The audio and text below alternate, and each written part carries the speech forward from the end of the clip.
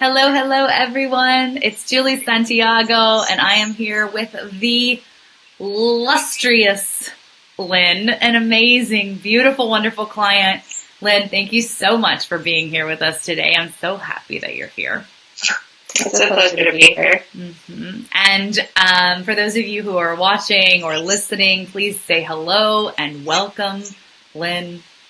LYNN, you're here because your story is really an incredible story of transformation. And you and I met many months ago when you came to us, and we're going to talk a little bit about where you were and where you are now. But I'd love for you to start by just sharing with everyone, the work you do, and then we'll talk a little bit about, kind of the results you got in the program. So tell us about the work you do right now, and anything you want to share, and then I want to start by just having you share some of the results you got in the program. Okay, so I'm a university professor. I teach courses to undergraduate students and to graduate students, and I do research. And a lot of times I like to tell people that doing research or running a research lab is kind of like running a business. You're always trying to figure out how your students are going to be paid and how you can pay for the things that cost money. So it takes a lot of creative energy, and then there's service and other things, and it's really a dream job in the respect that, I get to pursue the things that I want to pursue. Mm-hmm. It's so beautiful. And we'll talk about where you were when you came to us, okay? But let's talk about where you are now first. So what are some of the results that you got in our work together? Where are you now? What's different? The main thing that's different,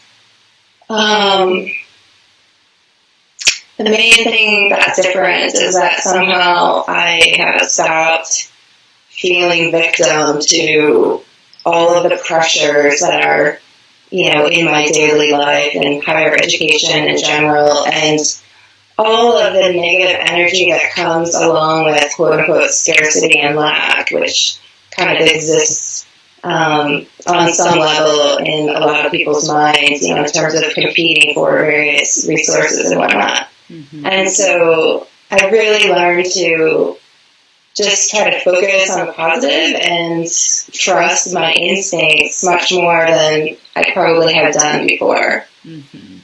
So when you came to us, you were using the word burnout for sure, right? Was that a word? So tell us where you were before you found us. What was the reality of your life before we entered your life? So this is hard to admit publicly, but I was super depressed and just burnt out, and I had various physical symptoms, and just my energy was really low every day, and I would pump myself up by listening to some kind of YouTube video or some kind of podcast that was kind of, just trying to remind me to think positive. And, I would basically have to do that almost every day in order to get out the door and, to be presentable and things.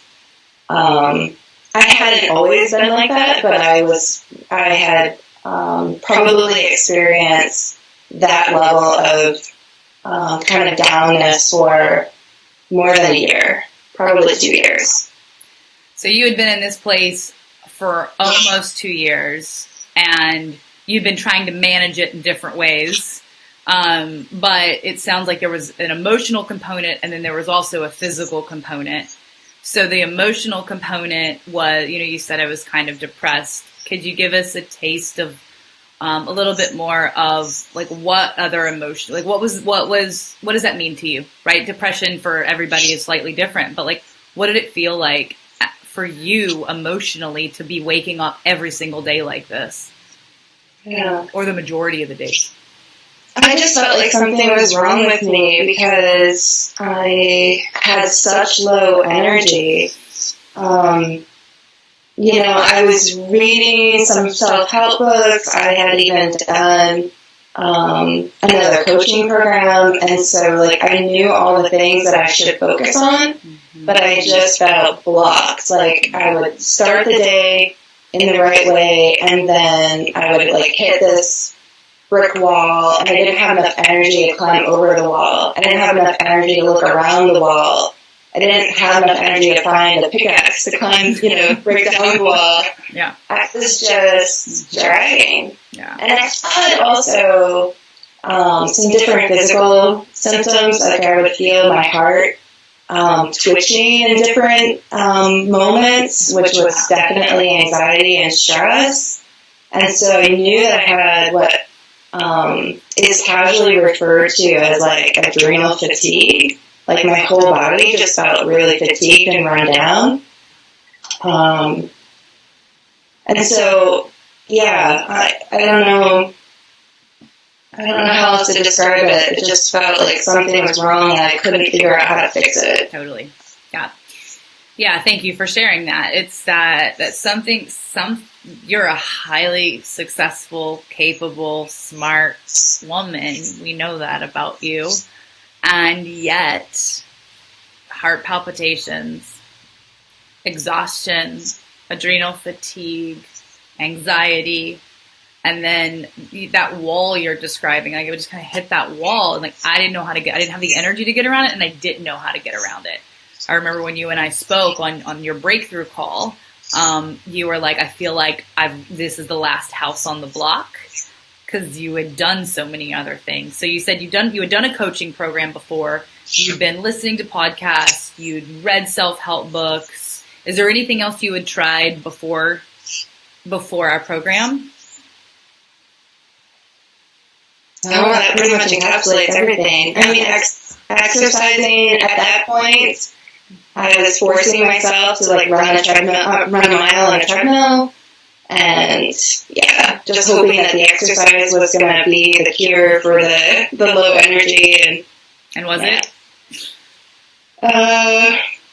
It's very temporary. Yeah, totally. Kind of like the podcast were, right? Or the books, or like the temporary pieces. So why was it important for you to fix this, Lynn? So you came to us, you had been experiencing it for at least a year or two, but there was a decision that you made within yourself that you were like, I don't want to keep living this way. Like, I don't know the solution. Why was it so important for you to fix it at this point for yourself? Yeah. Well, I think a lot of it had to do with my respect for my career, for the long haul of just everything in my life that had led up to this, pinnacle of becoming a university professor with tenure. I even earned tenure a year early. It was something that I never really dreamed of. It was, I always thought that becoming a university professor was kind of an unattainable thing. Like, I thought I would just be a scientist at a national laboratory and like work in some big group. And then I had an opportunity to move to a university, and it opened up so many new opportunities and avenues for me. And then after a while, I don't know, like I must have overworked or I did something.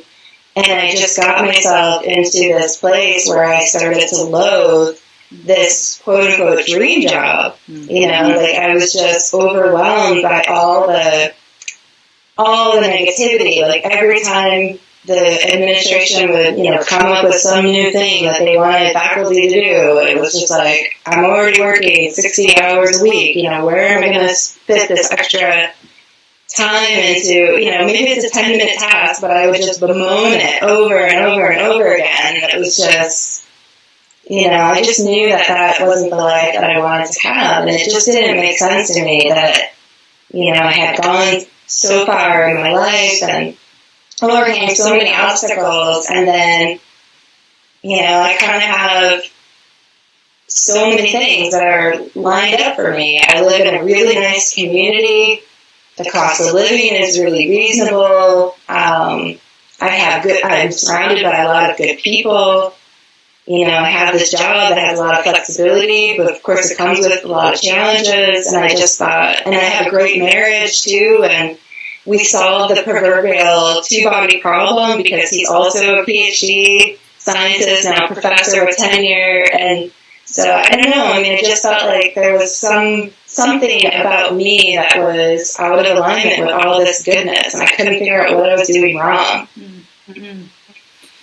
What do you think would have happened if you hadn't changed things? So what you're saying is so important, because this is true for most of the women that we work with. That it's like you accomplish the thing that is the goal for so many people, and yet you're not satisfied. It's like, I've got the job, I've got the house, I've got the community, I've got the husband, I've got the tenure, I've got all the things that, but there's something more, right? It's like, I'm overwhelmed by it. I'm not satisfied by it. You said this isn't the life that I wanted.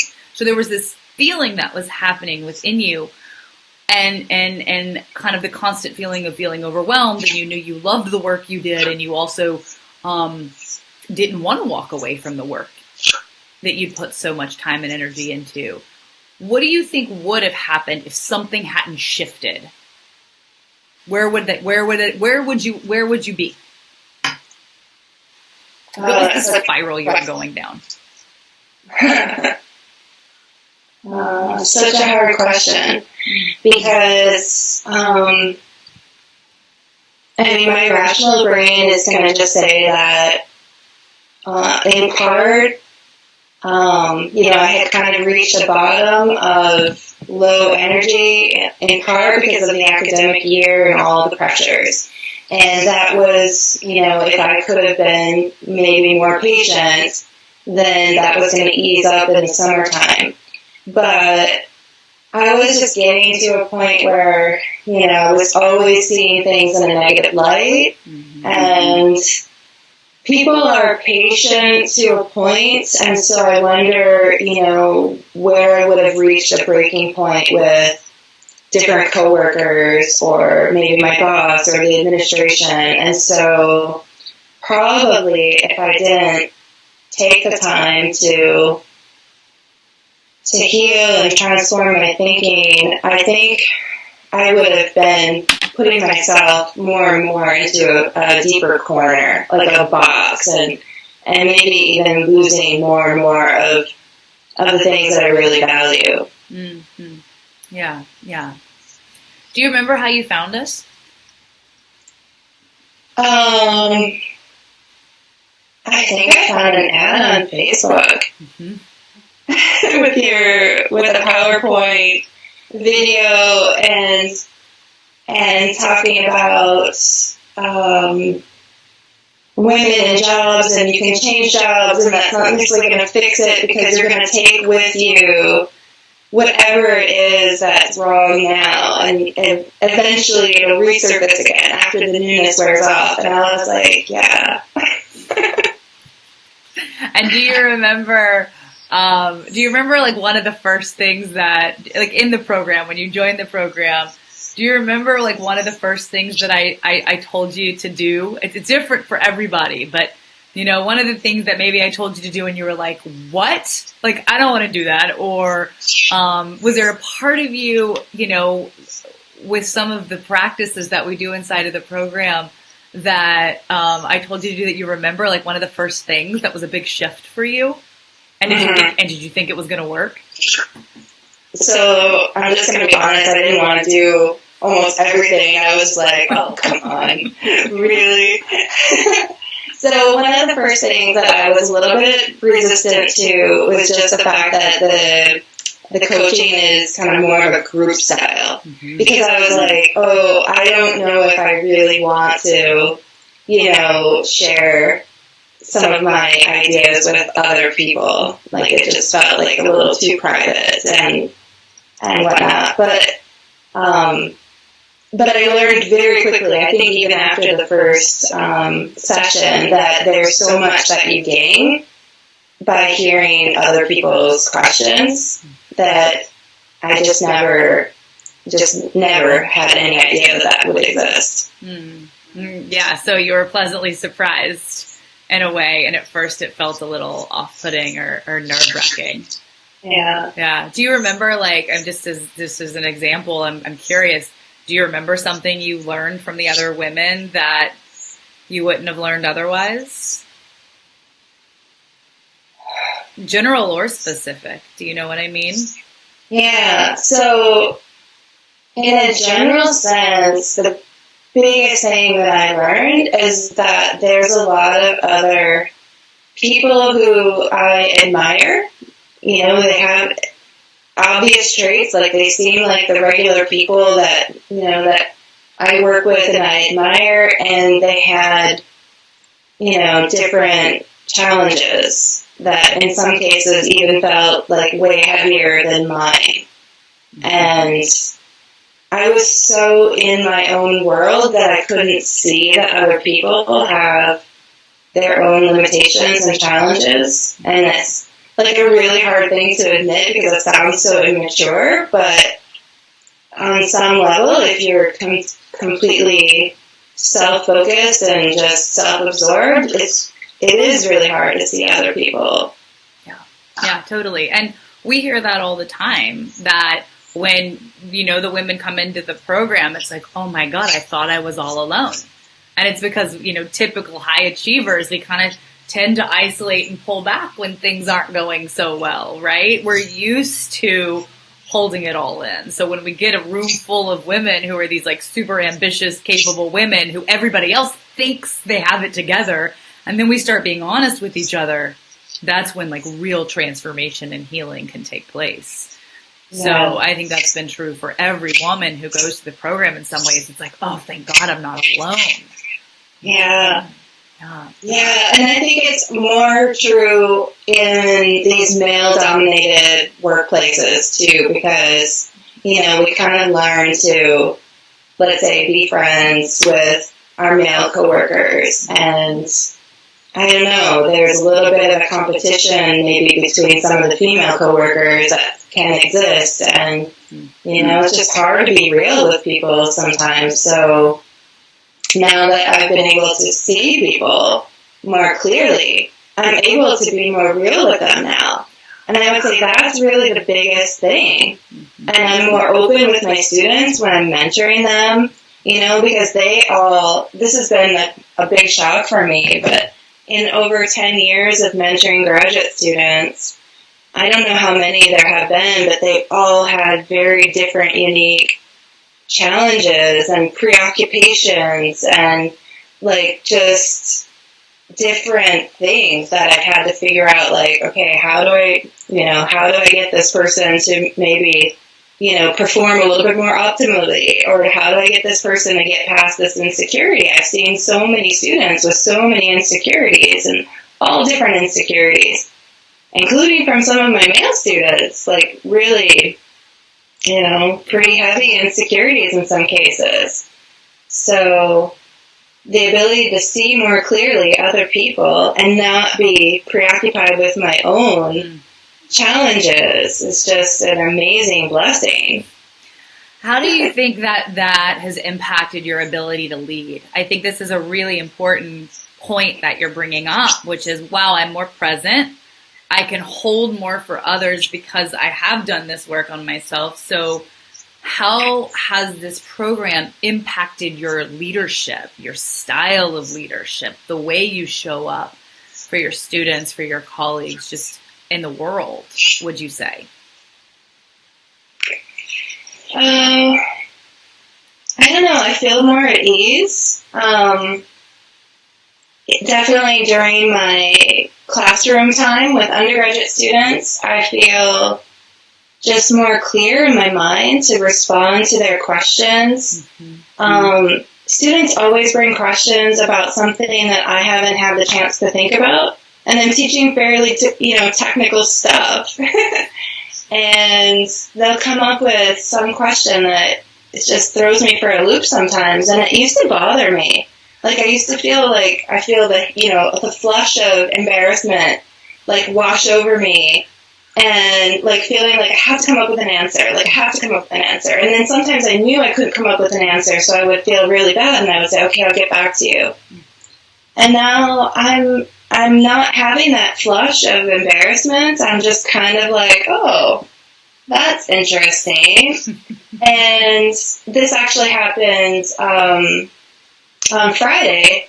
I had mentioned, so we were doing spectroscopy, and so we were talking about the electromagnetic spectrum, and so I mentioned about microwaves and how they rotate molecules to heat food. And so one of the students started asking about why metals spark in the microwave. And I was like, maybe I should know that, but I don't know. And so I shrugged my shoulders, and I was like, I don't know, I never thought about it. Just don't do it.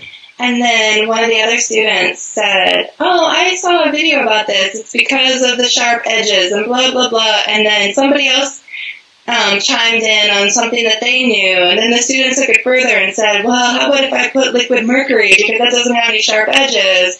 And I was like, whoa, don't do that. But then they had a lot of fun. They got a little bit carried away, but they actually learned something, and they were teaching each other something, and I saw the value in that. And because it was Friday afternoon, it was totally appropriate. It was at the end of the lecture. It was totally great. And I was able just to allow that to just actually happen. That's incredible. And that, what I hear in what you're saying is so much confidence. There's got to be a level of inner confidence, right, for that to happen. Like that ease, that confidence, that I don't need to know it all kind of thing, right? So there's like resting in what you know and being okay with what you don't know, which is a very challenging thing for the high achieving woman who feels like her worth is kind of based on what she knows and what she does. So that's huge. If I were to ask you where are you now, right? And what do you feel like is the greatest shift that has happened in your life, internally or externally? What would you say it is? From the LYNN that we spoke to 9 months ago, way before you joined the program, and where you are now, what's been your biggest shift? All right. So this is a really interesting question. So this surprised me a lot, but part of the things that were blocking me didn't really have anything to do with the actual work, but it really had to do with burdens that I was carrying with me. And so there were a few things that I wasn't able to let the plane land on in terms of, extending forgiveness. And so, by having some time to reflect on those and to basically just come back to, being more connected, and really think more about the damage that not letting that plane land had on me, and then choosing to let it land. And it took some work, and it wasn't easy. There were tears. There were a lot of conversations with my spouse because, and letting that plane finally land is just takes such a burden off my shoulders and just takes so much out of just all the stuff that I'm carrying around in my head that doesn't need to be there anymore. So it makes space for other things that I want to be there.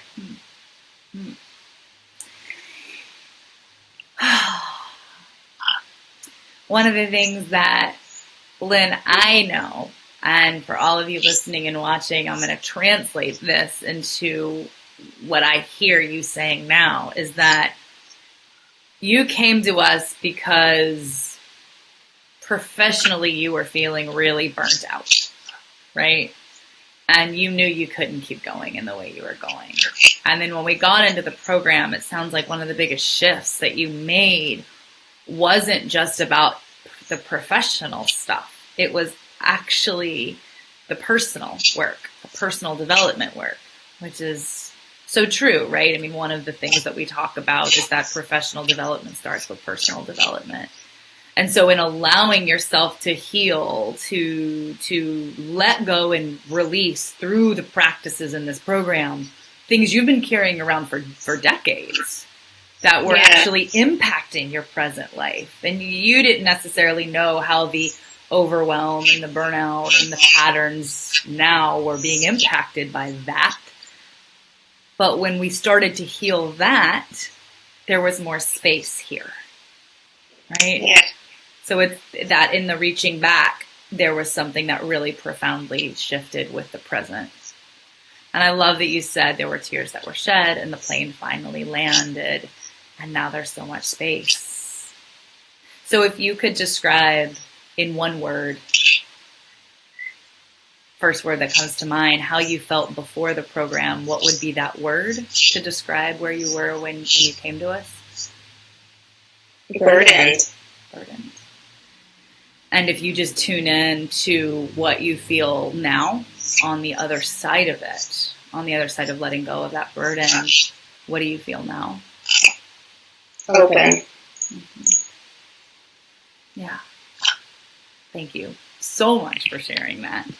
And I have one final question for you. And this is really the most important question, right? So if you could tell me and everybody watching or listening, like what is a big takeaway that you want everyone listening to know or to understand? And this can be about anything, hon, like just something that you feel like, what are the big takeaways that you've really learned in your life from having gone through this experience that you want everybody listening to know too?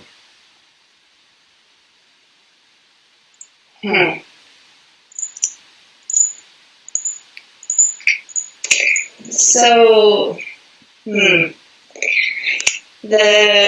biggest takeaway for me has been to really understand the power of the subconscious, and that's been a big deal for me because I've spent years pumping up my rational mind, and as a scientist, we're really not, we're not allowed to be really, like emotional about things, right? Like subjectivity isn't really something that we want to allow.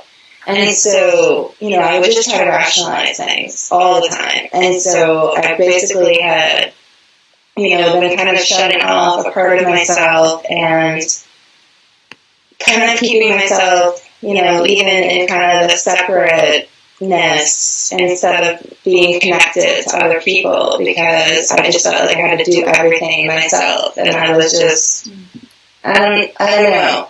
And so, really trying to understand that, I'm not trying, it didn't take really any big effort, but just becoming open to the fact that sometimes the subconscious is carrying, with it some unresolved conflict that is taking up mental space. That really became the biggest lesson. And then moreover is like, you have to maybe be open to that idea, but then moreover, once you are, then you can find tools, you can find ways, and your course definitely provides a lot of those tools to basically let some of those things go. And maybe replace some of those negative subconscious ideas with positive ideas. And then that affects your energy overall. That's so beautiful, Lynn. Thank you. I couldn't have said that better myself. And what I want everybody to hear, what Lynn just said so eloquently, is, and I love that this is coming from you, Lynn, right? It's like, you're a scientist. You are a university tenured professor, right? So your brain and your rational mind are so flipping smart, right? And you couldn't figure your way out of this one before you joined our program, because the rational mind is only one part of the equation. So I want everybody to really hear what Lynn's saying in this, that we can't see the label from inside of the jar. right?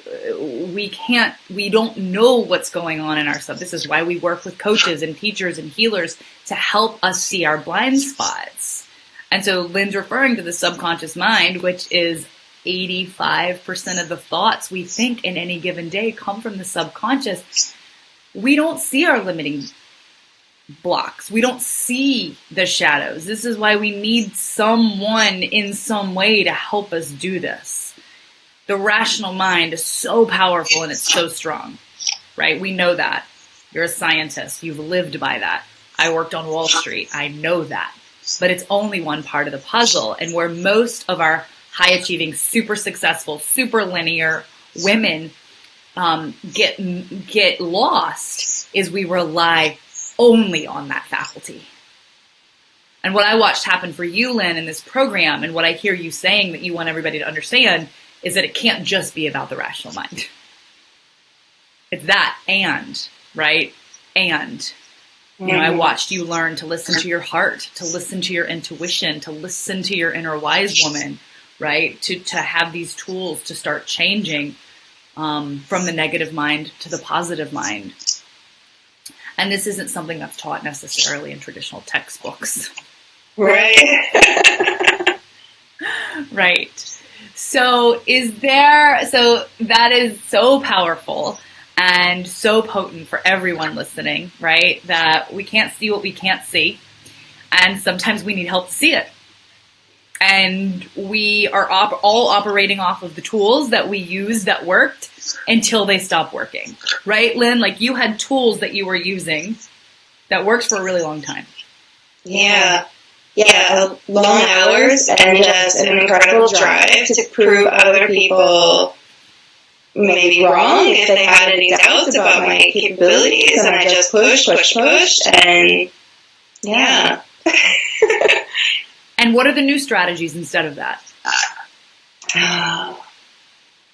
The new strategy is to just realize that I don't have to push. I get to be a change maker. I just have to decide, where and how and, who's on board for that. Mm-hmm. Totally. That is it.